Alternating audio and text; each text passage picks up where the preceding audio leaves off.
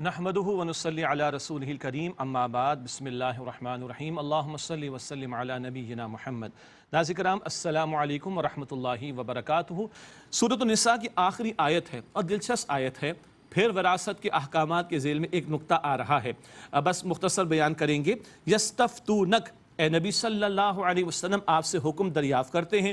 قل اللہ یفتیکم فی الکلالہ، اے نبی علیہ السلام آپ فرما دیجئے اللہ تمہیں کلالہ کے بارے میں حکم بتاتا ہے۔ یاد آیا کلالہ؟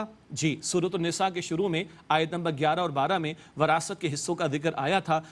اولاد کا حصہ، ماں باپ کا حصہ، اسی طریقے پر شوہر کا حصہ اور بیوی کا حصہ، پھر کلالہ کا ذکر آیا تھا بہن بھائیوں کا۔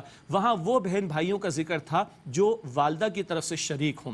اب جو ذکر آئے گا وہ بہن بھائی ہیں جو حقیقی بہن بھائی ہوں یا جن کے والد شریک ہوں۔ باقی کلالہ کسے کہتے ہیں؟ نہ اوپر ماں باپ نہ نیچے اولاد، صرف بہن بھائی ہوں۔ تو اب ان بہن بھائیوں کا ذکر آئے گا کہ جو حقیقی بہن بھائی ہوں یا جن کے والد شریک ہوں۔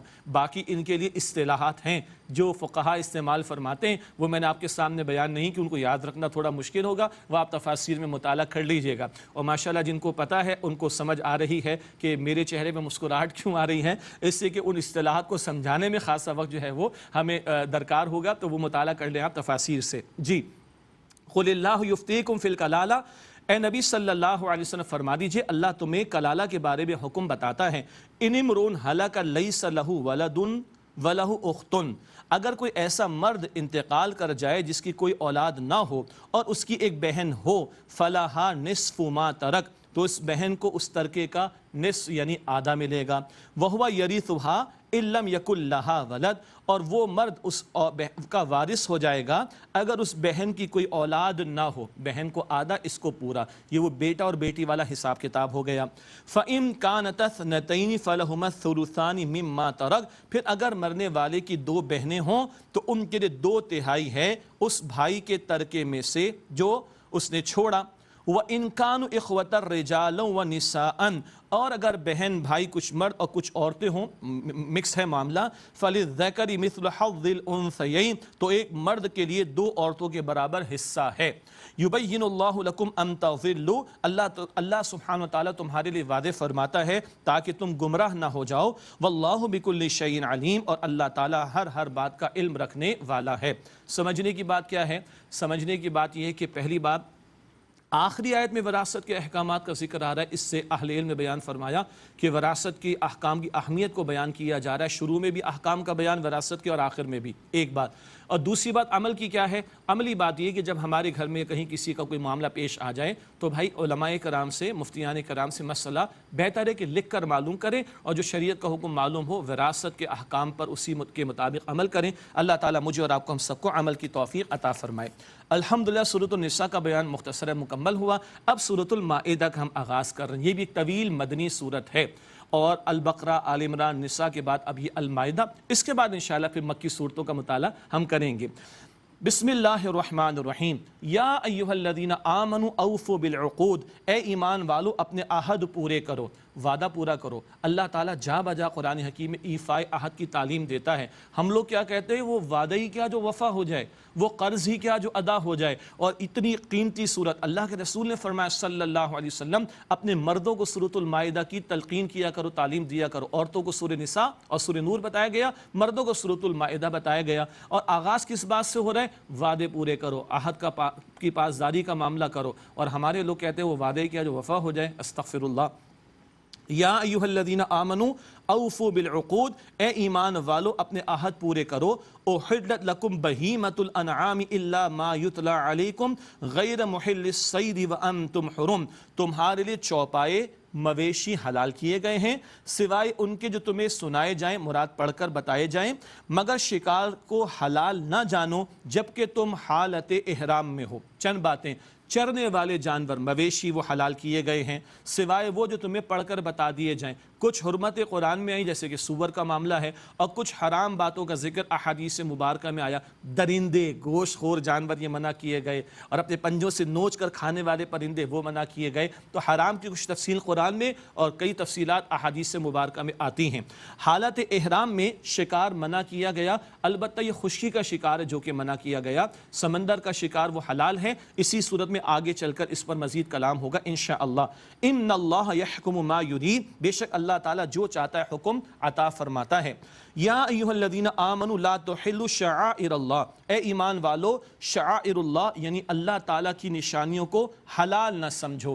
شعائر اللہ اللہ کی نشانیاں، صفا بھی ہے، مروہ بھی ہے، بیت اللہ شریف بھی ہے، مساجد بھی ہیں اینڈ سو آن، یہ جن کو دیکھ کر اللہ کی یاد تازہ ہو، یہ اللہ کی نشانیاں، ان کا احترام کرنا لازم ہے، اور ان کی اگر اس کے تقدس کو پامال کیا جائے تو یہ حرام ہے، حرمت کو پامال کرنا منع کیا گیا۔ تو فرمایا جا رہا ہے لا تحلوا شعائر اللہ، اللہ تعالیٰ کے شعائر یعنی اللہ تعالیٰ کی نشانیوں کو حلال نہ سمجھو، ان کا تقدس اور احترام برقرار رکھو۔ ولا الشہر الحرام ولا الہدی ولا القلائد، اور نہ ادب والے مہینوں اور نہ ہدی کے جانور، اور نہ وہ جانور جن کے گلے میں پٹے ڈال دیے گئے، اور ولا آمین البیت الحرام، اور نہ وہ کہ جو بیت حرام خانہ کعبہ کی طرف آنے والے ہیں نہ ان کو حلال سمجھو۔ کیا مطلب؟ حرمت والے مہینے سورۃ البقرہ میں بھی ذکر آیا، ان کی حرمت ہماری شریعت میں بھی برقرار ہے، جنگ وغیرہ کرنا منع کیا گیا۔ ہدی کے جانور وہ جو حدود حرم میں ذبح کیے جاتے ہیں، نہ قربان کیے جاتے ہیں، جیسے کہ حج کے موقع کا بھی معاملہ۔ القلائد، یہ جو الفاظ آئے، گلے میں پٹے ڈال دیا کرتے تھے عرب، تو اس سے علامت ہوتی تھی کہ یہ اللہ کے لیے مخصوص کر دیے گئے کہ اللہ کے خاطر قربان ہوں گے اور یہ حدود حرم میں ذبح کیے جائیں گے، تو یہ القلائد جن کے گلوں میں پٹے ڈال دیے جائیں۔ اور بیت اللہ کی طرف آنے والے حجاج ہیں، وہ حج کے لیے جا رہے ہوں، عمرے کے لیے جا رہے ہوں، ان کی بھی حرمت لازم ہے، ان کے ساتھ ظلم نہ کیا جائے، ستایا نہ جائے، یہ ہیں حرمتیں جو بیان کی گئیں۔ یبتغون فضلا من ربہم ورضوانا، جو اپنے رب کا فضل اور اس کی رضا چاہتے ہیں۔ یہ جو بیت اللہ کو جانے والے کون ہیں؟ جو رب کا فضل چاہتے ہیں اور اس کی خوشنودی چاہتے ہیں۔ اللہ تعالیٰ حرمین شریفین کی رونقیں بحال فرمائے، اور اللہ مجھے بھی اور آپ کو بھی، ہم سب کو بیت اللہ شریف کی زیارت نصیب فرمائے، اور روضہ رسول تک بھی جانے کی توفیق عطا فرمائے صلی اللہ علیہ وسلم۔ اور جب بندہ جائے تو مقصد کیا ہو؟ اللہ کا فضل اور اس کی رضا کا حصول۔ وَإِذَا حَلَلْتُمْ فَاصْطَادُوا، اور جب احرام کھول دو تو چاہو تو شکار کر لو۔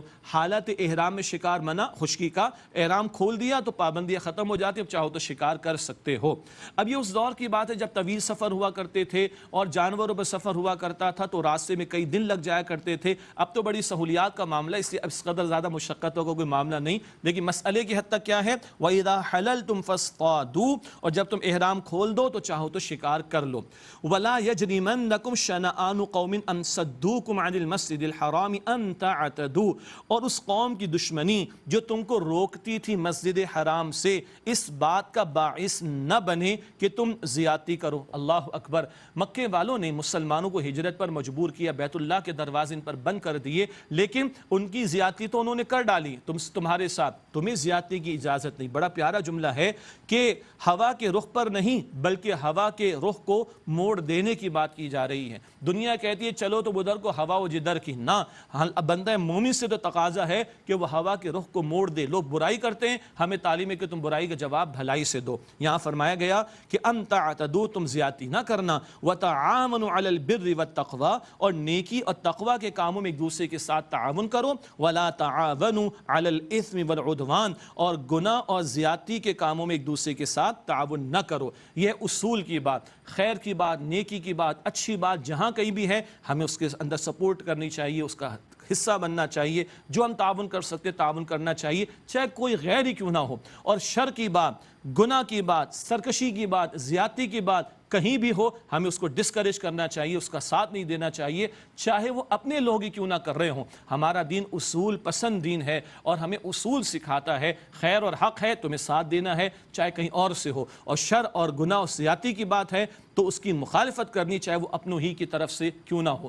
اتنے پیارے اصول پر کون عمل کرے گا؟ فرمایا واتقوا اللہ، اور اللہ کا تقوی اختیار کرو، نیکی پر عمل کرو، نیکی کا کام اس کا ساتھ دو تو اجر اللہ کے ہاں ہے، اور گناہ و زیادتی کرو گے تو اس کی سزا اللہ کے ہاں ہے۔ جس قدر اللہ کا خوف ہوگا بندہ ان اصولوں پر عمل کر سکے گا۔ واتقوا اللہ، اور اللہ تعالیٰ کا تقوی اختیار کرو۔ ان اللہ شدید العقاب، بے شک اللہ تعالیٰ کا عذاب بڑا سخت ہے۔ اللہ اپنے متقی بندوں میں ہمیں شامل فرمائے۔ رمضان شریف کے روزے رکھ رہے ہیں نا، مقصد کیا ہے؟ لعلکم تتقون، تاکہ تقوی پیدا ہو جائے۔ تنہائی میں بھی پانی نہیں استعمال کر رہے، کیا مطلب؟ وضو کرتے چپکے سے پانی پیتے کلی کرتے وقت نہیں، کیوں؟ کون دیکھ رہا ہے؟ اللہ۔ اللہ ہر وقت دیکھتا ہے، رمضان میں بھی دیکھتا ہے، رمضان کے علاوہ بھی جتنا یہ احساس دل میں ہوگا ہم اچھے ہوتے چلے جائیں گے، خیر میں آگے بڑھیں گے اور شر سے بچنے